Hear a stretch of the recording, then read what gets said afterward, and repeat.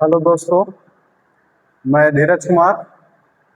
जैसा कि आप लोग जानते हैं कि हमने पॉलिटी की क्लास स्टार्ट की है और पॉलिटी की क्लास में हम लोगों ने शेड्यूल यानी कि अनुसूची जो होता है उनसे शुरुआत की थी। तो कल हमने जाना था कि अनुसूची क्या होता है, शेड्यूल क्या होता है, और शेड्यूल के बाद हमने जाना था कि फर्स्ट शेड्यूल क्या कहती है, सेकंड क्या कहती है, हमारे मूल संविधान में कितने शेड्यूल था और अभी वर्तमान के समय में कितना है।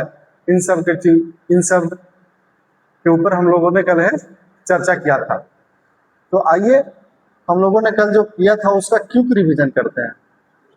क्विक रिवीजन का मतलब होता है कि तेजी से रिवीजन जो हमने कल पढ़ा था उसको एक तेजी से एक नज़र देख लेते हैं। तो देखिए, हम लोगों ने कल देखा था, हम लोगों ने पढ़ा था शेड्यूल। क्या पढ़ा था? शेड्यूल।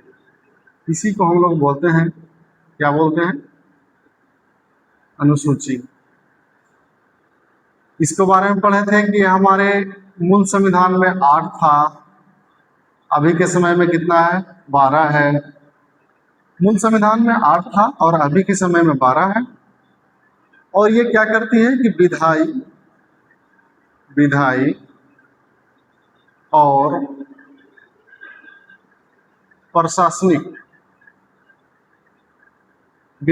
प्रशासनिक विवरणों को वर्गीकृत करती है।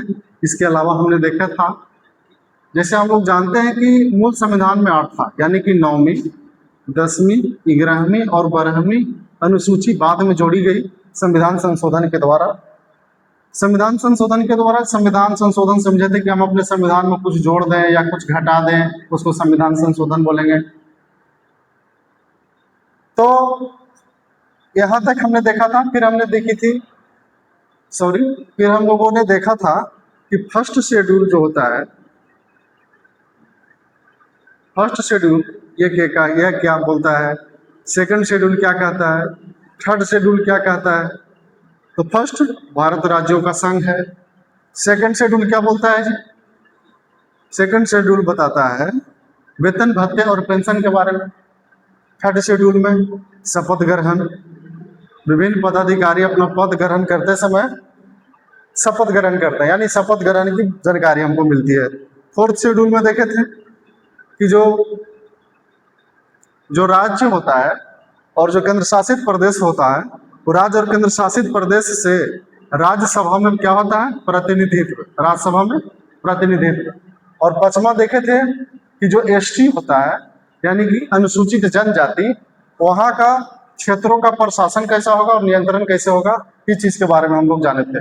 और आप लोगों को बताए थे कि एससी क्या होता है और एसटी क्या होता है, डिफरेंस बताए थे। इसको शेड्यूल कास्ट बोलते हैं और इसको शेड्यूल ट्राइब बोलते हैं। कल हम लोगों ने डिटेल से चर्चा की थी। और छठी अनुसूची में कि असम, मेघालय और वहाँ का जनजातीय क्षेत्रों का, असम, मेघालय, त्रिपुरा, मणिपुर के जनजातीय क्षेत्रों का प्रशासन क्या होगा, कैसा होगा, इसी के बारे में देखे थे। और 7वीं अनुसूची में हम लोग जाने थे कि 7वीं अनुसूची के बारे में कि जो राज्य और केंद्र है उन दोनों के बीच शक्तियों का बंटवारा करता है। यानी कि उसमें 3 को हम आपको सूची बताए थे। एक था संघ सूची, दूसरा था राज्य सूची और तीसरा था समवर्ती सूची, जिसमें हम लोग पढ़े थे, क्या पढ़े थे जी?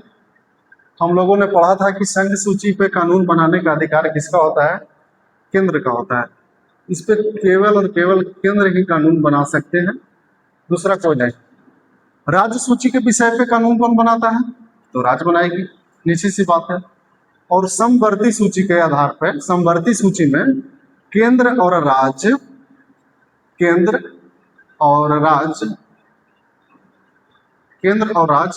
दोनों का अधिकार होता है बनाने का। समवर्ती सूची के विषय पे केंद्र और राज्य दोनों कानून बना सकते हैं। लेकिन अगर इन दोनों में विवाद उत्पन्न हो गया, तो किसका वैलिड माना जाएगा? केंद्र सरकार वाला वैलिड माना जाएगा।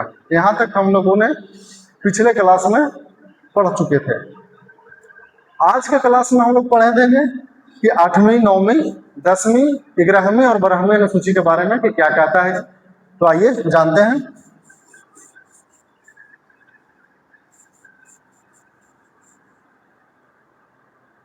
एट शेड्यूल,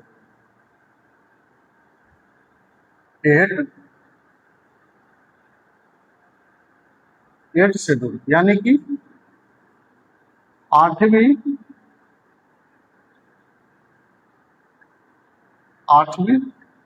अनुसूची।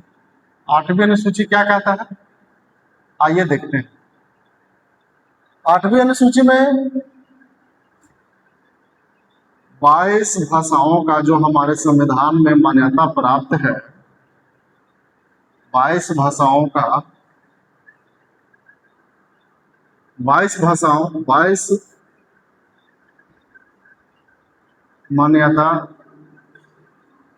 मान्यता प्राप्त भाषाओं का विवरण ये हम लोग को देखने मिलता है 8वीं अनुसूची में, 8 शेड्यूल में। हमारे संविधान में कितने भाषाओं का मान्यता प्राप्त है? 22 भाषाओं का मान्यता प्राप्त है। जैसे हिंदी एक भाषा है, इंग्लिश एक भाषा है, मराठी एक भाषा है, तेलुगु एक भाषा है। इस प्रकार से 22 ऐसी भाषाएं हैं जो हमारे संविधान में क्या है, उसको मान्यता प्राप्त है। मूल संविधान में कितना भाषा का मान्यता प्राप्त था, आइए समझते हैं, जानते हैं। हमारा जो मूल संविधान था, कल ही आप लोग को बताए थे कि मूल संविधान क्या होता है। मूल संविधान का मतलब होता है कि जिस समय हमारा संविधान लागू हुई थी, उस समय के संविधान में मात्र 14 भाषा का क्या था, मान्यता प्राप्त था। और ये 14 भाषा से ही आज के डेट में कितने भाषा बनाई गई है? 22 भाषा बनाई गई है। तो 8वीं अनुसूची क्या कहता है कि 22 मान्यता प्राप्त भाषाओं का विवरण 8वीं अनुसूची में मिलता है देखने को। तो आइए इसके बाद हम लोग पढ़ेंगे 9वीं अनुसूची और 10वीं अनुसूची के बारे में कि 9वीं अनुसूची क्या बोलती है और 10वीं अनुसूची क्या बोलती है। जब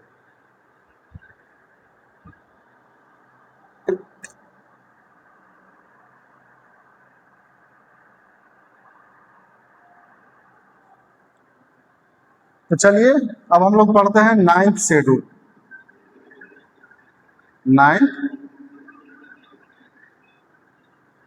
9th शेड्यूल, इसी को हम लोग बोलते हैं 9वीं अनुसूची। 9वीं अनुसूची क्या कहता है जी, इसके ऊपर हम लोग क्या करते हैं, चर्चा करते हैं।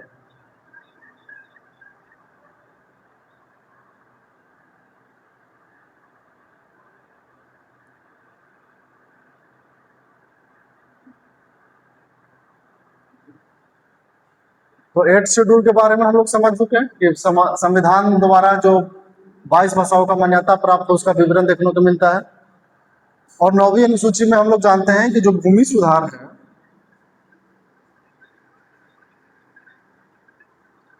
भूमि सुधार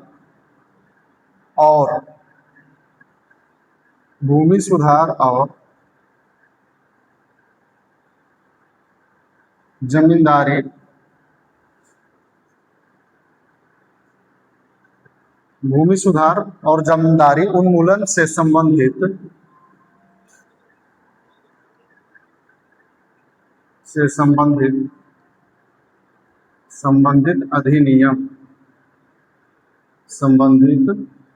अधिनियम ये किया गया था।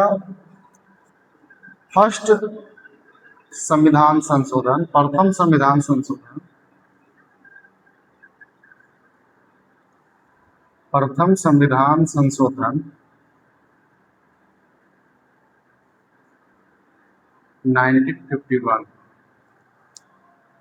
9वीं अनुसूची क्या कहता है, जो भूमि सुधार है और जमींदारी। पहले क्या होता था कि एक गांव में एक जमींदार होते थे और उन जमींदारों के पास लगभग सभी खेती का क्या होता था, कमांड होता था। और सभी खेती पर उनका क्या होता था, कंट्रोल होता था, नियंत्रण होता था, सभी खेती के ऊपर कंट्रोल होता था। और गांव के जो भी गरीब लोग हैं, मजदूर टाइप के लोग हैं, तो वो उन खेती में क्या करते थे, काम किया करते थे। तो ये जो भूमि सुधार और जमींदारी उन्मूलन से संबंधित अधिनियम जो लाया गया था, ये लाया गया था प्रथम संविधान संशोधन 1951 के द्वारा। क्योंकि हम लोगों ने पढ़ चुका है कि हमारे जो मूल संविधान था, मूल संविधान में कितने अनुसूची था जी, 8 था। यानी कि 8 के बाद 9, 10, 11 और 12 ये संविधान संशोधन से तो ये आई है, ये तो संविधान संशोधन के माध्यम से आई है। तो 9वीं में क्या था कि भूमि सुधार और जमींदारी उन्मूलन से संबंधित अधिनियम, प्रथम संविधान संशोधन 1951 के द्वारा। अब हम समझते हैं कि 10वीं अनुसूची क्या कहता है, यानी कि 10th शेड्यूल के बारे में हम लोग पढ़ेंगे।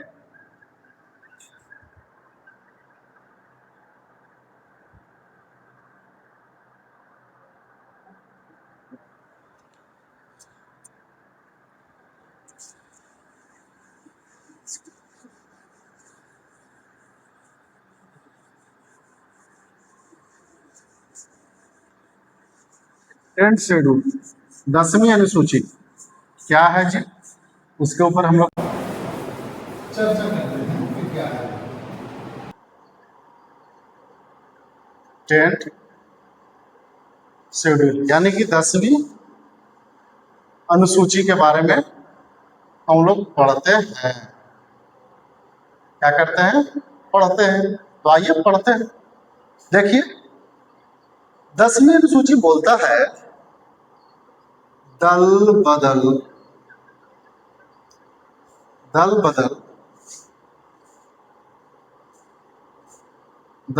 विरोधी कानून। ये आया था फिर 52वां संविधान संशोधन, 52वां संविधान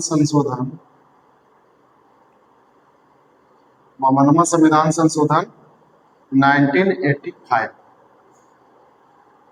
आइए देखते हैं 10वीं अनुसूची के बारे में हम लोग जानते हैं।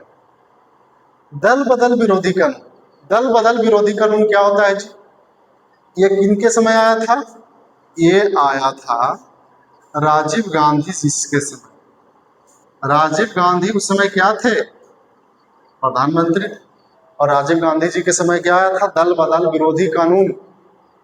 मूल संविधान में 8 ही था, तो जाहिर सी बात है कि 9वीं, 10वीं, 11वीं और 12वीं क्या है, संविधान संशोधन के माध्यम से आया है। तो आइए देखते हैं क्या है 10वीं अनुसूची 10th शेड्यूल क्या कहता है। दल बदल विरोधी कानून कितना संविधान संशोधन से, 52वां संविधान संशोधन 1985। इनके समय आया था, राजीव गांधी के समय लाया था, वही लाए थे।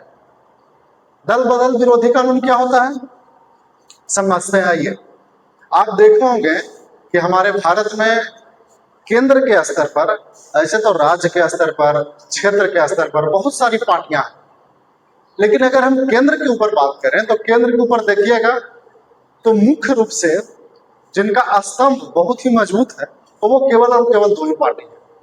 आप लोगों को पता होगा, एक मान लेते हैं कि बीजेपी है और एक क्या है, कांग्रेस है। एक बीजेपी के बारे में तो आजकल को सबको ही पता होगा, है कि नहीं। तो एक बीजेपी है और एक कांग्रेस है। तो मान लिया जाए कि कोई उम्मीदवार जो है और वो कांग्रेस से खड़ा होगा, मान लिया जाए कि ये बी नाम का कोई क्या है, व्यक्ति है, और ये व्यक्ति मान लिया जाए कि किसी क्षेत्र से चुनाव लड़ रहा है। मान लिया जाए कि पटना क्षेत्र से लड़ा, पटना क्षेत्र से ये क्या लड़ रहा है, पटना से चुनाव लड़ रहा है। ये बी नाम का व्यक्ति कांग्रेस पार्टी से चुनाव लड़ रहा है, और यहां से चुनाव लड़ने के बाद जो पटना का लोग थे, पटना के लोगों ने इस पर विश्वास करके इसको वोट दिया, और ये मान लीजिए कि बंदा क्या कर गया, जीत भी जाता है। क्या हो गया, जीत गया। लेकिन जब वह जीत जाता है तो जीतने के बाद क्या होता है कि ये बंदा कहाँ ट्रांसफर हो गया, बीजेपी में चला गया। कारण कुछ भी हो सकता है कि इसका मनचाहा पोस्ट नहीं मिला हो, या फिर इस पार्टी का जो लीडर है, लीडर से इसको नहीं जमता हो, कारण कुछ भी हो सकता है। तो जनता ने भरोसा किस पे किया था, कांग्रेस पार्टी के ऊपर, और ये चल गया कहाँ, बीजेपी में। तो यही सब परिस्थिति होता था कि एक उम्मीदवार एक पार्टी से जीतते थे और दूसरे पार्टी में चले जाते थे। इस चीज को खत्म करने के लिए, इस चीज को समाप्त करने के लिए राजीव गांधी ने यह कानून लाया था। इसी कानून को हम क्या बोलते हैं, दल बदल विरोधी कानून बोलते हैं, जो 52वां संविधान संशोधन 1985 में लाया गया था।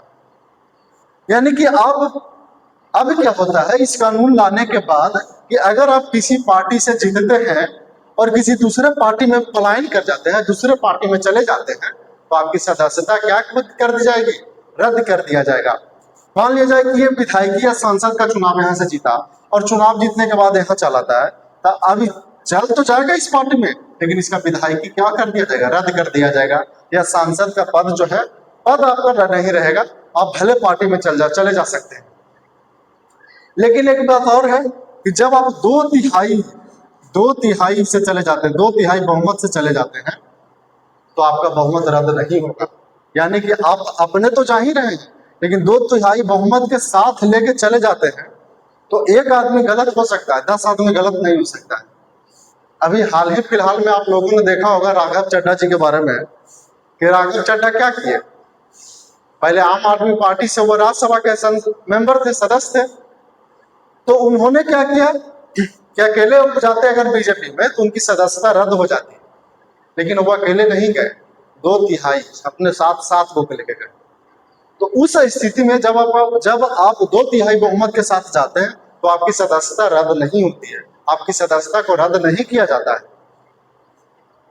तो ये था दल बदल विरोधी कानून। यानी कि आप अगर किसी पार्टी से जीतते हैं और जीतने के बाद किसी दूसरे पार्टी में चले जाते हैं, तो आपकी सदस्यता क्या कर दी जाएगी, खारिज कर दी जाएगी या रद्द कर दी जाएगी। तो हम लोग समझते हैं कि 10वीं अनुसूची 10th शेड्यूल तक आप लोगों को कोई दिक्कत नहीं होगा, यहाँ तक पूरा का पूरा क्लियर हो जाएगा। ऐसी पूरी पॉलिटी इसी तरह से क्लियर होगा, पूरा पॉलिटी इसी प्रकार से याद हो जाएगा। हम तो बोलते हैं कि पूरी पॉलिटी क्या, पूरा सिलेबस इसी प्रकार से याद हो जाएगा। यहाँ से पढ़िए और एग्जाम में क्वेश्चन जो आएंगे यहाँ से बाहर नहीं देखने को मिलेगा। तो 10th शेड्यूल आप लोग को क्लियर हो गया होगा जी कि 10th शेड्यूल क्या होता है। अब हम आते हैं 11वीं अनुसूची, तो आइए देखते हैं।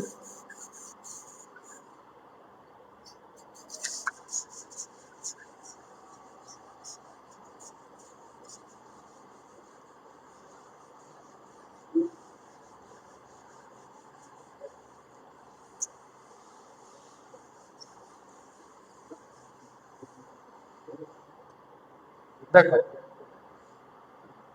11th शेड्यूल,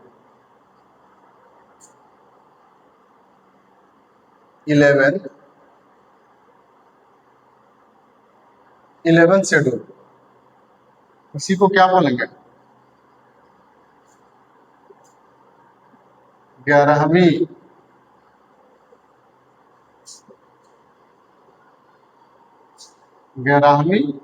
अनुसूची क्या होता है। 11वीं अनुसूची में पंचायती राज के बारे में पढ़ना है। किस चीज के बारे में पढ़ना है, पंचायती राज, पंचायती राज, पंचायती राज के बारे में पढ़ना है। और ये लाया गया था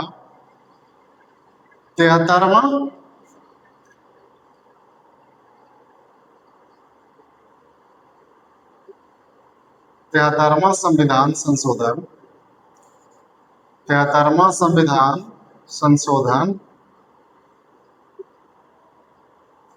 1992। पंचायती राज के बारे में पढ़ना है।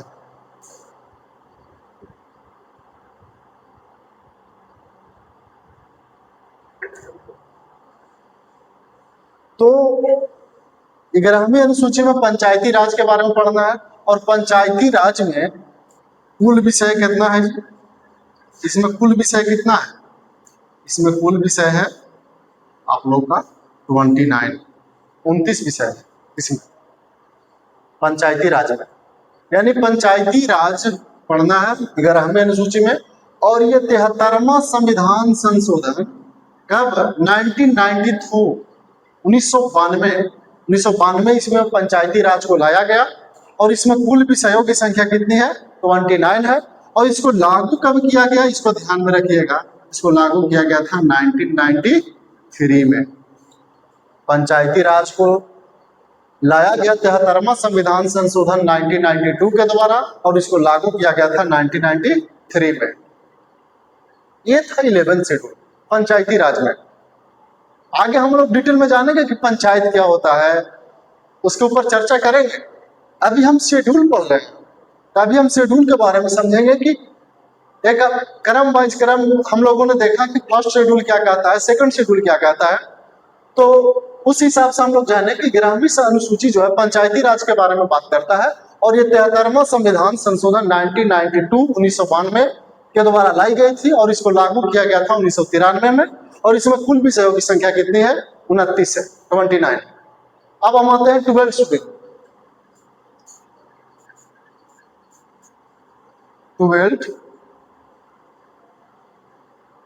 12th शेड्यूल यानी इसी को हम बोलते हैं 12वीं अनुसूची। 12वीं अनुसूची। 12वीं अनुसूची में हम लोगों को क्या पढ़ना है जी? नगर पालिका के बारे में पढ़ना है। क्या चीज के बारे में पढ़ना है? नगर पालिका के बारे में पढ़ना है। ये भी कब लाया गया था? ये लाया गया था 74वां संविधान संशोधन, 74वां संविधान 74वां संविधान संशोधन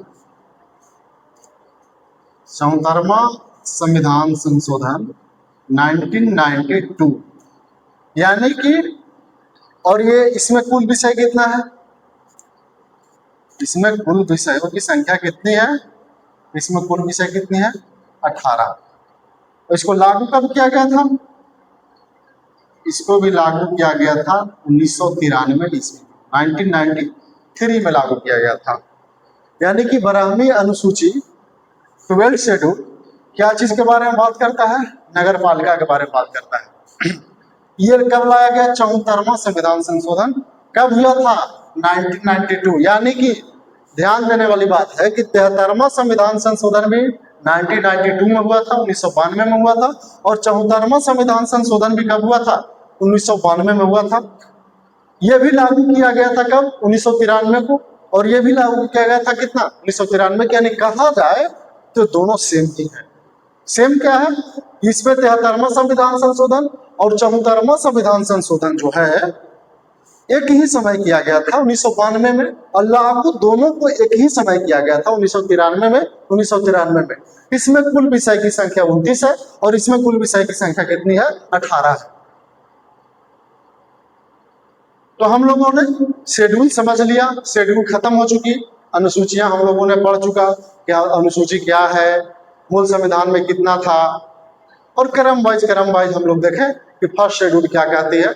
1 से लेकर के 12 तक हम लोगों ने देखा। क्या एक बार तेजी से रिवीजन कर लेते हैं 1 से लेकर 12 तक क्या कहता है जी? आइए।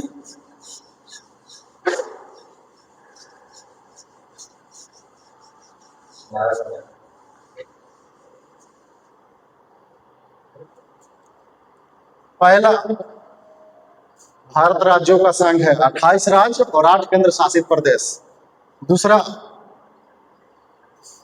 दूसरा क्या बोलेगा? वेतन, भत्ते और पेंशन के बारे में। तीसरा, शपथ ग्रहण। चौथा राज्य और केंद्र शासित प्रदेशों का राज्यसभा में प्रतिनिधित्व क्या होगा? चौथा। पांचवा,